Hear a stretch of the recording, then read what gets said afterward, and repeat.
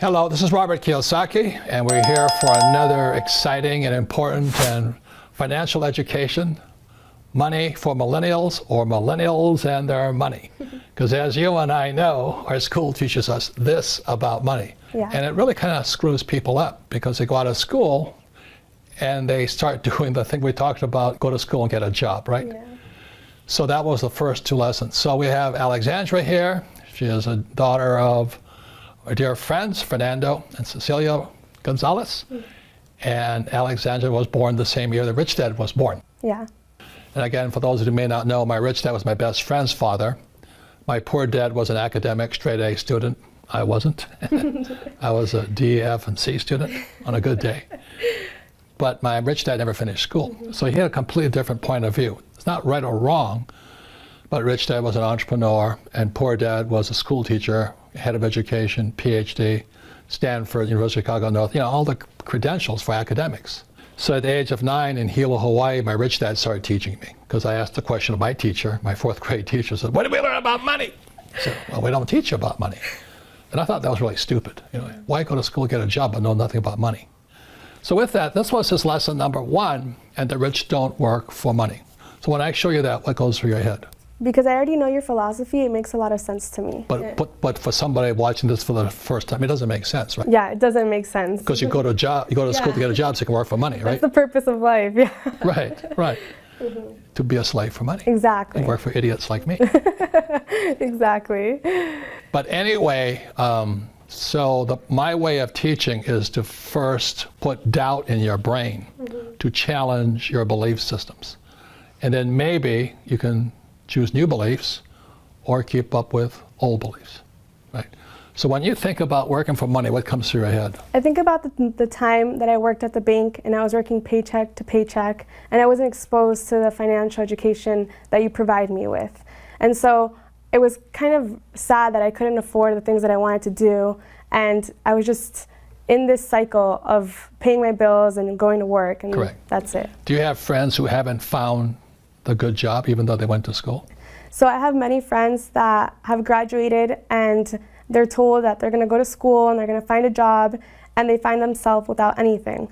So many of them have found a job, and many of them have also not found a job. Yeah, the irony of it, when I left school in the 60s, there was plenty of jobs, but the world has changed, and our schools haven't. And so they're still making this innate promise of get a job. And I was very fortunate when I graduated in '69. We're the highest paid graduates in the world. My classmates were making about $120,000 to $150,000 a year. That's not much money today, but 1969, that was a lot of money. But naturally, as young guys do, we spent every penny of it. Yeah. So I had my rich dad's lesson, the rich don't work for money, in my head. I said, okay, I'm making all this money, I have a secure job, but what's beyond that? And that's where education comes in. So if I could explain this to you for the rest of the millennial lessons, it's really going to be on this theme here. Because financial education is about not working for money. Like one of the first questions, when I finally realized what my rich dad was saying, I said, well, when do I never need a paycheck again? See, my goal wasn't, go to the moon or, cure cancer. My job was, when would I never need a paycheck again? Because as long as you need a paycheck, be it from an employer or like my poor dad, he was so afraid of losing his government pension. And I'm going, Jesus, what a way to run your life. Your pension? So my old man kind of got fired. He lost his pension. It was the most frightening thing in the world to him. He had no pension. Then it was Social Security, which is even worse.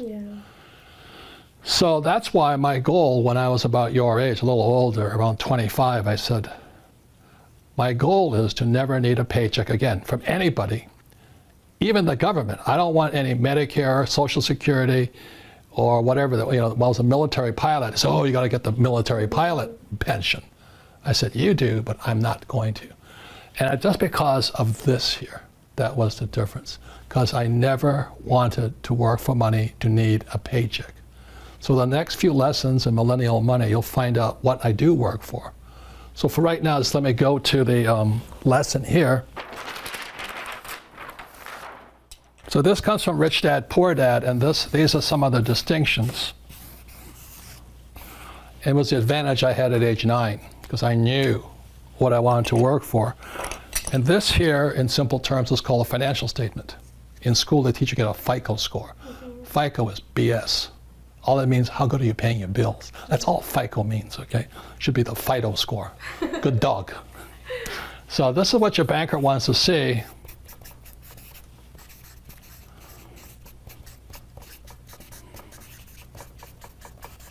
So when I was 9 years old, playing Monopoly with my rich dad, this is the lesson that's not included in Monopoly, but rich dad taught me. And fundamentally, the problem that most people make, they go to school to get a job, and they work here. So this is the poor, middle class, and these guys. And we're going to talk about later, your first line item expense is taxes. You know, just recently, President Trump said he had a tax cut. He didn't have a tax cut for these guys. As you know, the rules are always written for the rich, okay? I didn't make the rules. You can get angry at me, but these are the rules. The rich make the rules, the golden rule. He who has the gold makes the rules. Yeah. So the tax cut went to people here. That's where it goes to. You'll learn more about this later on. But this is what I work for. So what I work for, number one, is I'm an entrepreneur. I want businesses. I have multiple businesses. And I don't work in them, as you know, because you work here. You never see me, do you? No. Because I don't work for a paycheck. Exactly. Next is real estate.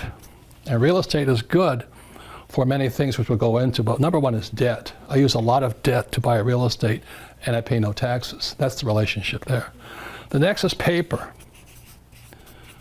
And that's savings, stocks, bonds, mutual funds, ETFs, and that stuff. I don't have any of that stuff. I don't save money. I don't have any of that. But this is what most people have: go to school, get a job, get a 401k, and save money. Loser. Okay. I'm doing that just to upset you guys, because maybe you'll start to think. Because I didn't make the rules. I'm just telling you these are the rules. These people pay the highest taxes, and they work the hardest. And the last are commodities. 4 different asset classes. So commodities are, number one is gold, silver, oil, land, water, food. So this is what I work for. When I left school, rather than working for a paycheck and working for money, my education had to go beyond getting a job, which I had a good job. But I now had to start, when I left school, about your age, the thing I focused on first actually was commodities. So back in 1972, I started buying gold. And it was illegal for Americans to own gold. Can you imagine that? Wow. Back in 72. Today you have Bitcoin. It's different. Okay? Everything is changing so rapidly today. So I started with gold, but actually the next thing was actually oil, because I went to school to be a tanker officer driving ships for Standard Oil. So I understand oil. So my wife and I don't own Standard Oil or Chevron or Exxon. We own oil wells. Again, taxes. You get no tax breaks for owning paper oil, huge tax breaks for owning real oil. Yeah. And then I went into real estate. Why? Because I can use debt to buy real estate. And because I use debt, I pay no taxes. And then third, I started my business, my first real business. I had many businesses as a kid, but my first real business was a nylon and Velcro surfer wallet business. And I went worldwide right away. The trouble is I was an idiot, and the business went up, and the business came down. What kept me alive was this and this. Okay. So you may say, well, aren't you working for money? But we'll go into that next. I don't want what's called a paycheck. I want cash flow.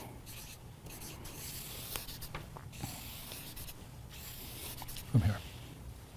So that's what I mean by the rich don't work for money. You want cash flow that pays very little taxes, and I can use lots of debt over here. The average person went to school, their biggest liability they have is student loans, of course. Yeah, of course, definitely. I mean, it's horrible what they do to you guys today.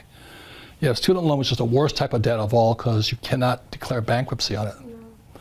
Then you get out and you try and buy a house, and you call it an asset when it's really a liability. Why? Because the cash is flowing that way. Your house costs you money. You rent a house, still costs you money. Okay? Then you have to have a nice car. I had one of those. This. So the problem with most young people is they go to school to get that job, then a lot of them have student loan debt, then they try and get married and buy a house, have a car, and then they have credit card debt, but they never have the chance to come over here. If they do any investing in America, it's a 401k, which I wouldn't touch with a 10-foot pole. Now, you should, but I don't, because I don't have to. Because I went to school for here, and people who don't go to school should be here. This is a 401k, IRA, ETFs, and that stuff, paper, savings. I don't touch that stuff, and we'll go into that later on. Yeah. Okay. So when I say rich don't work for money, I never wanted to be dependent on a paycheck, either from an employer or the government. I wanted to be a free human being. Any comments, any questions on this? Well, now I see it clearly, because it's ironic how people were upset about Trump not paying taxes, but in reality, he would have to be a complete idiot if he paid taxes, especially when you were talking about your assets and how the government wants you to have these things. They want you to own homes and invest in properties. And so that's exactly what Trump was doing, and so he gets all the tax benefits from it. Correct. So many people come to this country because they want to live the American dream of buying their house, going to a job, working paycheck to paycheck, going to school, when in reality, that's a nightmare. And then what happens if they lose their job? They lose all security they were promised, and they lose everything, and they don't have anything to provide for their family either. So what is your brain? I mean, you're a very smart young lady, but now your brain has to think, right? Yeah. So the question is, when I talk to people about financial education, well, right now, we're going to talk about, there's another issue, is Bitcoin, the dollar, and gold. Mm-hmm. Which one is better? I love real estate, again, because it's debt. I use debt to buy real estate. And everybody else is saying, get out of debt, mm-hmm. right? I love debt. Yeah. Trump loves debt. He's a king of debt. I'm in debt about $600 million. The average person cannot pay for their credit card debt. Wow. That's how tragic it is. Mm-hmm. And he's educated. I'm talking about educated people. Yeah. Okay. And then this here, I get tax breaks because I have employees. This will be another subject going down with millennial money. But if you have a job, you're taxed. If you hire employees, they give you tax breaks. Look at right now, Amazon is looking for a new home. Every government wants to give them a home. Yeah. You know, please move to Indiana, please move to Canada. Why? Because they'll bring in employees, and employees pay the tax. Yeah. It's the same as Tesla. They got, I think, $50 billion or something from the state of Nevada because they bring in employees. So that's why when your teacher says you go to school, get a job, you say, I think I'll think a little bit differently this time. Now, you need a job in interim, mm-hmm. but you want a job for the experience. That's the difference. So the reason Rich Dad's lesson number one is rich don't work for money is I never want a paycheck. I want to use debt, and I don't want to pay tax. I pay some tax, but minimum tax. Mm-hmm. But I want to accumulate this so I have cash flow. Anything you want to say? Any questions on that? No, I'm happy because I can see both sides. I can see the employee side and the entrepreneur side. And thankfully, because I work in this company, I'm not forced to work a regular 9-to-5 job. I'm able to actually work on my own projects, and it's incentivized that we actually do become entrepreneurs. Our company encourages everybody to come here, right? Mm-hmm. So we don't have a 401k, do we? No. We don't have a retirement plan for you, do you? That keeps you motivated, right? Yeah, it does. Yeah. Mm-hmm. So what would you say to your friends or your fellow millennials about why the rich don't work for money? I would tell them that they really, truly need to educate themselves, because to work for money is completely ridiculous. While taxes are increasing and the inflation is increasing, it doesn't make any sense to be working from paycheck to paycheck. The rich don't work for money. The money works for them. Or being afraid of being fired. Yeah. Or losing your pension. Mm-hmm. Did you realize that's the biggest terror of most people? I might lose my pension too. Yeah, I mean, it's really sad that it's one of the biggest fears of everybody on a daily basis, whether they're going to get fired or not. And just seeing that my dad previously and my mother were both scared of not being able to support our family, and now thankfully, because they followed your philosophy, we have all the freedom in the world. And your mother's a real estate agent. She's an investor and real estate agent. Yeah. And she can help you. Yeah, exactly. So both of them are my team, and the day tomorrow, if I do get fired, I have my properties to live off of here. So.